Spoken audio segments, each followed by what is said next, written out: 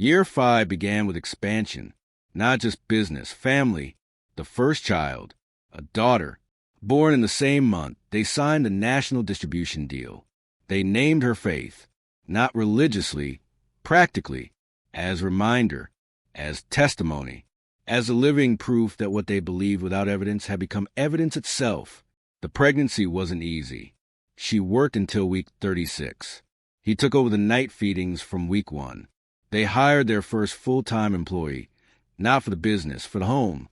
A nanny who understood that this was a household built on schedules, on systems, on the same discipline that had built the company. And the company grew. 12 employees became 20. Regional became national. The name Covenant Logistics appeared in industry publications. The slow-built success story. The couple who chose patience over pivot. She spoke more, wrote occasionally, became, reluctantly, carefully, a voice for women who'd chosen the long road, who'd been called foolish for betting on potential, who needed proof that the bet could pay off.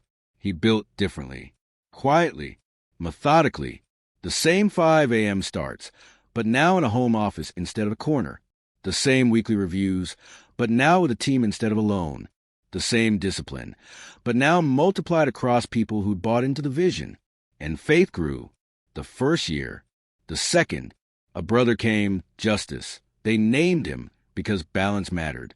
Then a third, a surprise, a gift, Grace, because they'd learned that not everything earned is deserved, and not everything deserved is earned.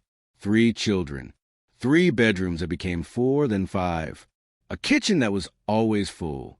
A life that looked, from the outside, like the dream they'd sketched on napkins 5 years before. But the inside was different. Richer. Not financially, though that too, but relationally, though we had become a we, that included small humans who didn't know about the studio, the mattress, the utility bill covenant, who just knew that mom and dad were a team. That problems got solved. That love was verb, not noun. Year 5 also brought the first real threat. Not financial, structural. A competitor, aggressive, well-funded, willing to lose money for 2 years to capture market share. They undercut Covenant's pricing by 40%, poached 2 of their best clients, made offers to 3 of their key employees. He wanted to fight, match the prices, burn the cash they'd saved, prove they could win. She wanted to wait, trust the relationships they'd built, the story they'd told, the loyalty they'd earned. They fought, not business, personal. For the first time in years, the old fear surfaced, that she was too cautious, that he was too reckless, that they'd grown apart while growing successful. The fight lasted 3 days. Silent treatment, sleeping in different rooms, the children feeling the tension without understanding it. Then she did what she'd always done. She opened her laptop, not to work, to remember. She found the video, the one from year 1, her dancing between desks, celebrating $200. She showed it to him, in the middle of the fight, just played it, no words. He watched, saw the apartment, the desks, the her that had believed in him that was still becoming. We didn't build this protected, she said. We built this to continue building. If we start fighting competitors on their terms, we become them. Fast, desperate, temporary. That's not our story. He heard her. Not immediately. Pride was involved. But eventually, they decided to wait, to trust, to continue building what they'd always built, something that lasted. The competitor burned out in 18 months. Covenant absorbed their clients when they folded. The employees who'd stayed, who'd refused the poaching, became partners. The foundation held. But the real storm wasn't business. It was personal. It was walking toward their front door while they were celebrating that victory. Serena, he knew her immediately. 5 years older. Still beautiful, but different, carried differently. Waited. She'd found him through mutual friends. Knew about the success, the family, the life, and she'd come to claim what she believed was hers. I helped start this, she said. Not at the door. He hadn't let her in. On the porch, where the neighbors could see, where his children couldn't hear. Those first 2 years. I was there. I laid the foundation. He didn't argue, just listened. The way he'd learned to listen over 5 years of building, of choosing words carefully, of knowing that reaction is expensive, but response is earned. You did, he said. You were there. You laid the foundation. And then you walked off the site before the walls went up. What you're seeing now isn't what we started. What you're seeing is what I built after you left. There's a difference. She didn't cry. Not then. She made her case. Logically. Legally. She'd invested time. Money. Some not much, but some. She'd supported him when he had nothing. She deserved equity. Recognition. A piece of what had grown from what she'd helped plant. He listened to all of it. Then he said, I can give you money. A settlement. Not what you're asking, but something. What I can't give you is presence. Partnership. The years between then and now. Because you weren't here for them. And I built them with someone else. She asked to meet her. The woman who'd stayed. The woman who'd finished what she'd started. He refused. Not to protect her. She didn't need protection. To protect the covenant. That didn't include explanations to ghosts. But she found out anyway. She always found out. The same intuition that had sensed the distance during the lost client. The same awareness that had known about the message from the rich man. She knew something was wrong. So he told her. Everything. The visit. The claim. The offer of settlement. The threat, unspoken but real, of legal action if they refused. She listened. Then she asked one question. What do you want to do? I want to protect what we built, he said. But I don't want to be cruel. She wasn't evil. She was early. She left before the story got good. But she was still part of the beginning. Then let's meet her, she said.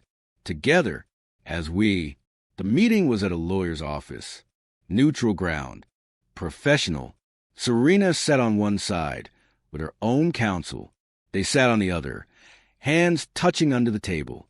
Serena made her case again, more formally, with numbers, projections of what her early support had enabled, the opportunity cost of her time, the emotional investment. Then she, the woman who'd stayed, who'd built, who'd refused a rich man twice, spoke. I know what you gave, she said. I know the nights, the support, the belief, however temporary. I know because I gave them too. The difference isn't the giving, it's the staying. You left when the math got hard. I stayed when the math didn't work. You chose a life that was already built. I chose to build. And what we have now isn't the seed you planted. It's the tree that grew after you stopped watering. I'm not saying you deserve nothing. I'm saying you don't deserve what you think you do. Because what you're seeing now isn't the result of what you started. It's the result of what I finished. The settlement was modest. A single payment. No equity. No ongoing claim. A legal release that severed the past from the present. Serena took it. Not graciously. There was bitterness. There would always be bitterness. But she took it, and she left. Not just the office. The city. The story. Later, much later, they heard she started again. Smaller. Humbler. A business of her own, built alone, without the shortcut she'd taken before. She was learning, slowly, what they'd learned quickly, that the foundation matters more than the finish. But that was her story, not theirs. Theirs was a reckoning they'd just survived. The proof that what they'd built was legally, financially, emotionally defensible. That night, they sat on their balcony, the same balcony where they'd talk about the second offer she'd refused, where they'd named their first child, where we had become solid enough to withstand attack. Thank you, he said, for meeting her, for speaking, for knowing what to say when I didn't. I knew what to say, she said, because it was true. I didn't stay because I was noble. I stayed because I believed in you, in us, in the work. And belief, once proven, becomes knowledge. I know now what I only believed then. What? He asked. That the woman who chooses the builder over the bank account doesn't just end up with both. She ends up with something the bank account can never buy. The certainty that she earned what she has. That every dollar, every room, every moment of this life was built by choice, by loyalty, by love that outlasted doubt. Year 10. The math finally works. Not just the business math, the heart math. The company employs 50 people. National reach. International partnerships. The name Covenant means something in their industry, not just logistics, but a way of doing business. Slow, relational, built to last. She doesn't speak as much anymore. Wrote a book, memoir, instructional, testimony. It found its audience. Not massive, but deep. The people who needed it found it. The women who'd chosen the long road, who needed proof. He runs the company differently now. Not as operator, as steward. The systems he built in year 1, refined in year 3, scaled in year 5, now run without his daily presence. He works because he chooses to, because the work still matters, not because survival requires it. The children are older. Faith is 9. Asks questions about the business, the story, the why of their life. Justice is 7. Wants to be a builder like Dad. Grace is 5. Still believe that love is enough to solve any problem. They haven't told her otherwise yet. And they are 40 and 34. Middle-aged by calendar, ancient by experience. They have lived several lifetimes in one decade.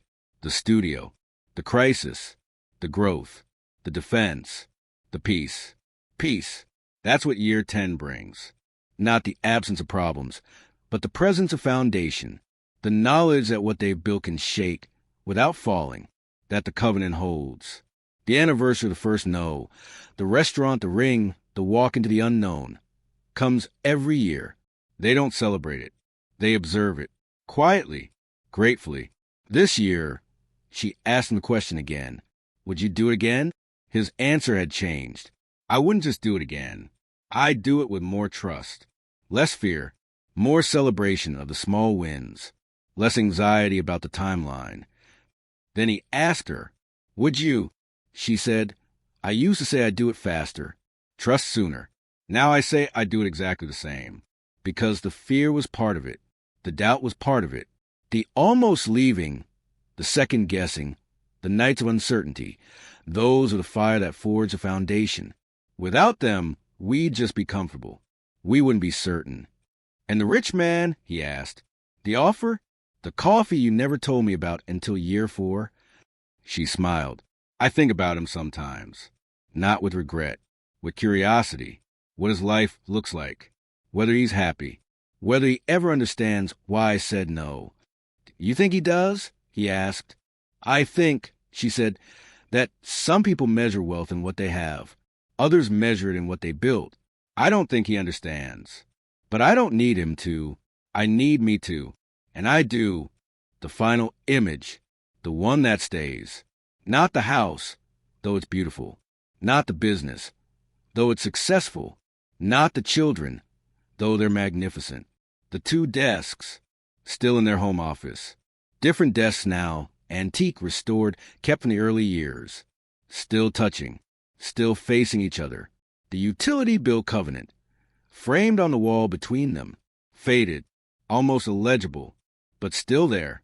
The photo booth strip beside it.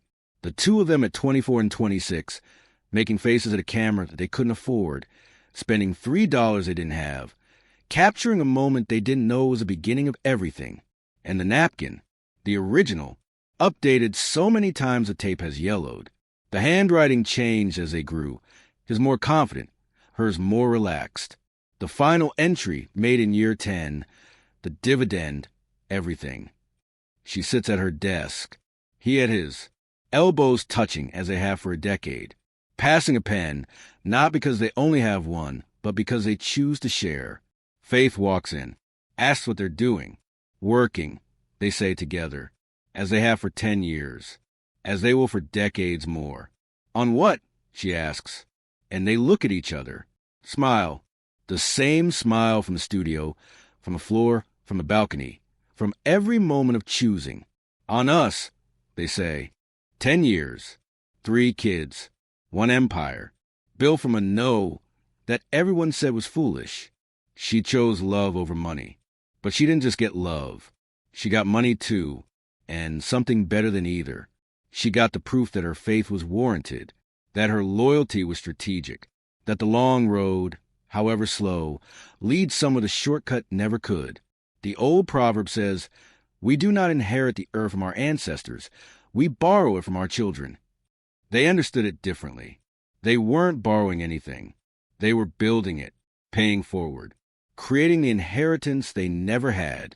And the children, faith, justice, grace, will grow up knowing the story, not as pressure, as possibility, as proof that the covenant matters, that the work matters, that love, when it's built on alignment and sustained by loyalty, outlasts everything.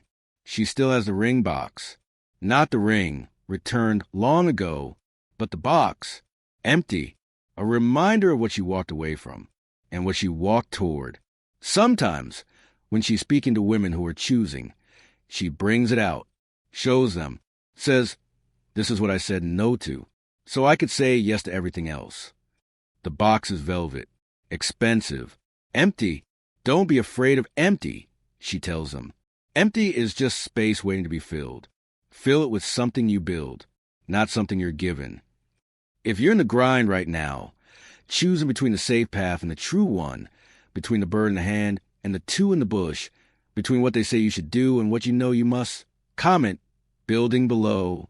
Tag someone who chose you when you had nothing, who saw your potential before you proved it, who passed you the pen when you only had one, and subscribe, because this is part 1 of series. Next, his side of the story. What it feels like to be the man she bet on, the pressure, the fear, the responsibility of proving her faith wasn't misplaced. Because every story has two builders, and both deserve to be heard. The covenant continues. The work continues. The we continues. Build something worth staying for. Then stay.